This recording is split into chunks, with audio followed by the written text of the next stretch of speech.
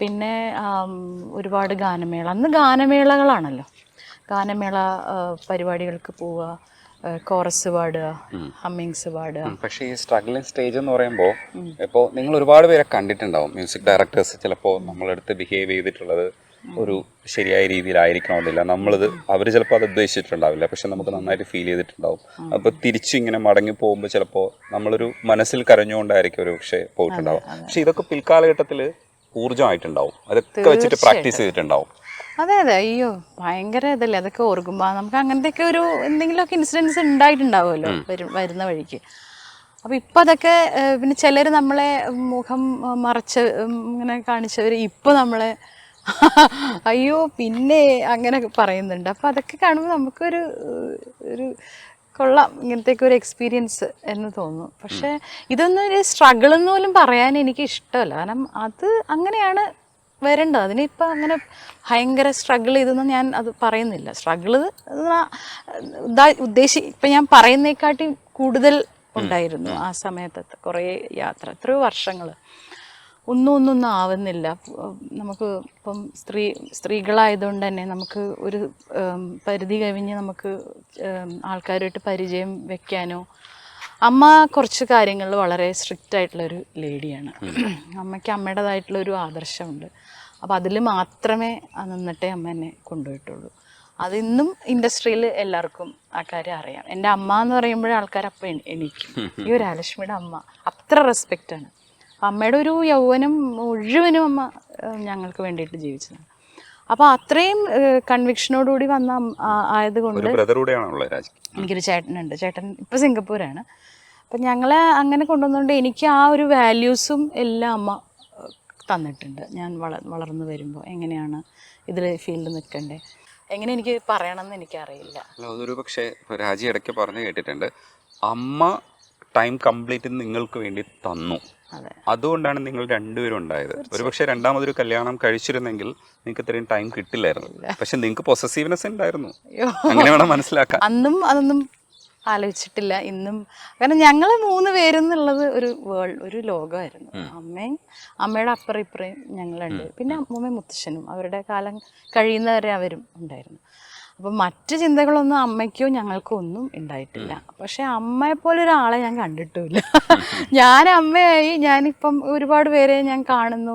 പക്ഷെ ഞാൻ അമ്മയുടെ അത്രയും സ്ട്രോങ് ആയിട്ടുള്ള ഒരാളെ കണ്ടിട്ടില്ല. പക്ഷെ അമ്മ ഈസ് റൈറ്റ് എന്നെനിക്ക് ഇപ്പം വളരെ ഉറച്ച് പറയാൻ പറ്റും. പുതിയ തലമുറയിലെ ആൾക്കാരിൽ പുതിയ ചിന്താഗതിക്ക് ചിലപ്പോൾ അത് ഞാൻ രാജുവോട് ചോദിക്കുകയും ചെയ്തിട്ടുണ്ട്, അമ്മ രണ്ടാമതൊരു കല്യാണം കഴിക്കുന്നതിനെ കുറിച്ച് നിങ്ങൾ സംസാരിച്ചിട്ടില്ലേ എന്നുള്ളത് ചോദിക്കുന്നുണ്ടായിരുന്നു. അതൊക്കെ എനിക്ക് ബുദ്ധിമുട്ടാണ് സംസാരിക്കാൻ തന്നെ. കാരണം അത് ഞങ്ങൾ ഈ ഒരു ലോകമാണ്. അത് അതിൻ്റെ ഒന്നും കാരണമെന്ന് എനിക്ക് പറയാറില്ല. അമ്മ അത്രയും അധ്വാനിച്ച് ഞങ്ങളെ വളർത്തി. അമ്മ ഉദ്ദേശിച്ച പോലെയൊക്കെ ഞങ്ങളുമായി. അമ്മ ഏറ്റവും ഹാപ്പി ആയിട്ട്, എനിക്ക് തോന്നുന്നു അമ്മയുടെ പ്രായത്തിൽ അന്ന് സന്തോഷിച്ചിരുന്ന അമ്മയുടെ സമപ്രായക്കാരെക്കാൾ കൂടുതൽ അമ്മ ഈ സമയത്ത് അമ്മ ഇതെല്ലാം കണ്ട് സന്തോഷിച്ചിരിക്കുന്നുണ്ട്. അപ്പം അമ്മയുടെ സന്തോഷം ഇതാണ്, അതാണ് ഞങ്ങളുടെ സന്തോഷം. പക്ഷെ അന്ന് നിങ്ങൾ കടന്നുപോയൊരു വഴി ഉണ്ടാവും.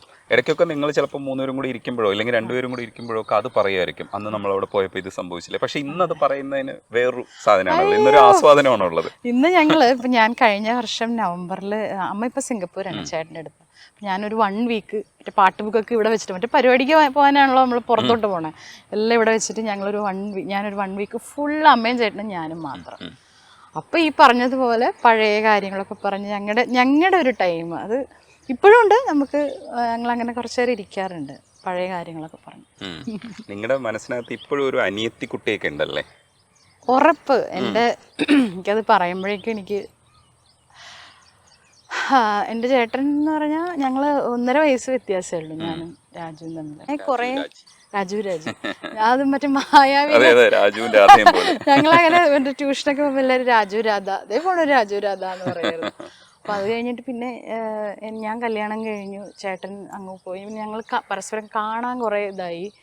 അത് കഴിഞ്ഞിപ്പോൾ ഞങ്ങൾ എല്ലാ വർഷവും കാണും. ചേട്ടൻ എന്താ പറയണ്ടേ എനിക്കറിയില്ല. കാരണം ഈ മലർന്ന് മലരാതെ ഒന്നും എനിക്ക് പാടാൻ പറ്റില്ല. ആ പാട്ട് കേട്ടിട്ടില്ലേ?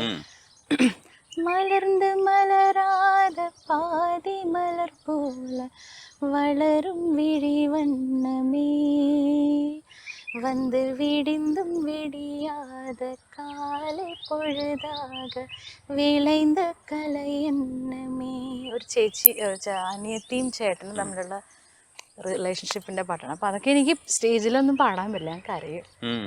അത്ര ഇഷ്ടമാണ് എൻ്റെ ചേട്ടനെ. അതുകൊണ്ടാണ് എനിക്ക് തോന്നുന്നത് ഈ ഫീൽഡിൽ തന്നെ നിൽക്കുന്ന പലരും ഇപ്പോൾ രാജലക്ഷ്മി ഞാൻ പരിചയപ്പെടുമ്പോഴും നിങ്ങളോട് അങ്ങനെ ഒരു ക്യൂട്ടായിട്ടുള്ള ഒരു ഇഷ്ടം തോന്നുന്ന ഒരു അവസ്ഥയുണ്ട്. എനിക്ക് തോന്നുന്നു വർത്താനത്തിന്റെ സ്റ്റൈലാണോ അതെ ബിഹേവിയർ എന്താ പാറ്റേൺ എന്ന് എനിക്ക് അറിഞ്ഞൂടാ. പക്ഷേ ഫോണിലൊക്കെ സംസാരിക്കുന്ന സമയത്ത് ഇപ്പം നേരിട്ട് എനിക്ക് വലിയൊരു സംഭവമല്ല, പക്ഷെ ഫോണിൽ സംസാരിക്കുന്ന സമയത്ത് പലപ്പോഴും ഒരു കെയറിങ് മനോഭാവം നമ്മളുടെ ഉള്ളിൽ വരും. മനസ്സിലായോ?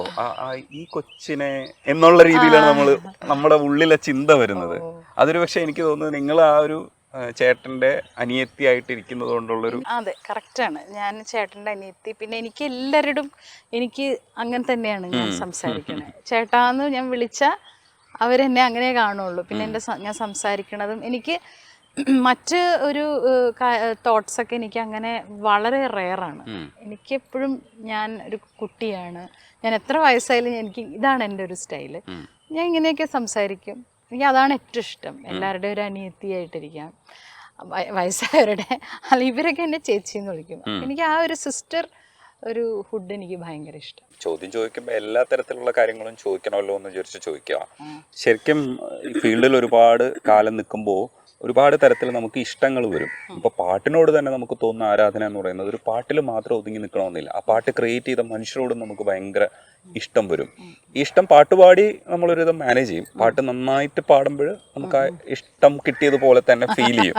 കാരണം അതാണല്ലോ നമ്മൾ ചെയ്യേണ്ട ഡെഡിക്കേഷൻ. പക്ഷെ അതിനപ്പുറത്തേക്ക് അത് പോകുന്ന സമയത്ത് എങ്ങനെയാ അത് വളർന്ന ഒരു സാഹചര്യം വെച്ചിട്ട് രാജ്യം മറികടന്ന് പോവോ? അതെ, അല്ല, പാട്ട് പാടി ആ ഇഷ്ടത്തിനെ അങ്ങോട്ട് ആസ്വദിക്കുക എന്നുള്ളതാണ് എൻ്റെ ഒരു രീതി, എൻ്റെ ഒരു വഴി. അല്ലാതെ എനിക്ക് അവരോട് എനിക്ക് അങ്ങനെ പോയി പ്രകടിപ്പിക്കാനോ ആ പരിപാടി ഒന്നുമില്ല. പക്ഷെ ഞാൻ പാട്ട് ഞാൻ അങ്ങനെ ആസ്വദിക്കും. എനിക്ക് അവരോടുള്ള ഇഷ്ടം മുഴുവനും ഞാൻ പാട്ടിലൂടെ പാട്ട് എനിക്ക് ഭയങ്കരമായിട്ട് ഞാൻ ആസ്വദിക്കും. ആ ഒരു ഇഷ്ടം അങ്ങനെയാണ്.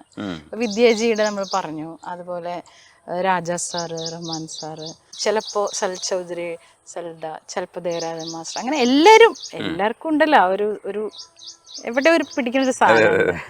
അവിടെ ഞാൻ തിരിച്ചത് കമ്മ്യൂണിക്കേറ്റ് ചെയ്യുന്നുണ്ട്, പക്ഷെ പാട്ടിലൂടെ, അവരുടെ പാട്ടിലൂടെ. ഈ പാട്ടിന്റെ ഫീലിനെ കുറിച്ച് പറയുമ്പോൾ ഈ ചാന്ത് കുടഞ്ഞൊരു സൂര്യൻ മാനത്തില് സത്യത്തിൽ ആ ഫീല് അത്രയേറെ ശ്രദ്ധിക്കുന്നത് എനിക്ക് രാജലക്ഷ്മി പറയുമ്പോഴാണ്. ഹമ്മിങ്ങിന് ഫീൽ ഉണ്ട്. ഓൾറെഡി നമ്മൾ ഹമ്മിങ് ശ്രദ്ധിക്കും. എനിക്ക് ഹമ്മിങ് ശ്രദ്ധിക്കാൻ ഇഷ്ടമാണ്. ഞാൻ പല പാട്ടിലും ഹമ്മിങ് ശ്രദ്ധിച്ചിട്ട് ക്രിയേറ്റേഴ്സ് എഴുതി വെച്ചേക്കും. ഇപ്പോൾ ഒരു തലം മാത്രം വിടർന്നൊരു ചെമ്പനീർ മുകുളമായി നീ എൻ്റെ അരികിൽ നിന്നും, അതിലൊരു ഹമ്മിങ് ഉണ്ട്. ആ ഹമ്മിങ് എന്ന് പറയുന്നത് തുടങ്ങുന്നത് താഴെയാണ്, പക്ഷെ അവസാനിക്കുന്നതും താഴെയാണ്. എങ്ങനെയാന്ന് വെച്ചാൽ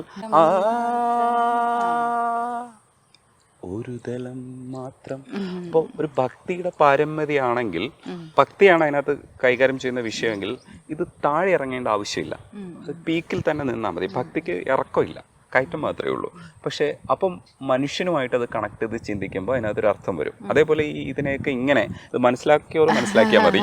അപ്പോൾ ഇതിനകത്ത് പലതരത്തിലും നമുക്ക് തന്നെ അർത്ഥം കൽപ്പിക്കാൻ തോന്നില്ലേ?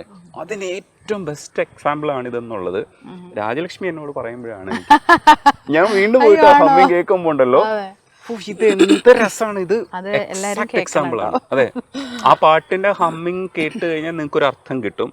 ആ അർത്ഥം ഏറ്റവും പീക്കായിട്ട് അതിൽ കമ്മ്യൂണിക്കേറ്റ് ചെയ്തിട്ടുണ്ടെന്നുള്ളതാണ്. ജസ്റ്റ് ഒരു 4 ബാറോ അല്ലെങ്കിൽ 8 ബാറോ അതിൽ സംഭവം കമ്മ്യൂണിക്കേറ്റ് ചെയ്തു. അത്